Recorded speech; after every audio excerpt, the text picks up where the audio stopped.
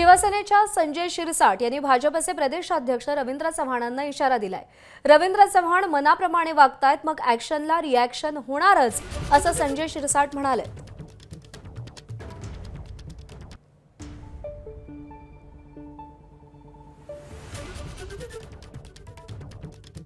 झालेल्या चर्चेला हा छेदच आहे। रवींद्र चव्हाण त्यांच्या मर्जीने वागतायत, मग परिणाम आहे की ते ॲक्शनला रिॲक्शन ही होणार आहे। मग उद्या ही माहिती आपली जी काही खंबीरपणे पुढे चाललेली दमदार वाटचाल चाललो त्याच्यावर हा मिठाचा खडा टाकण्याचा प्रकार आहे।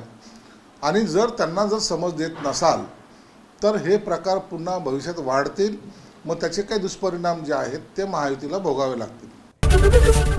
एबीपी माझा, उघडा डोळे बघा नीट।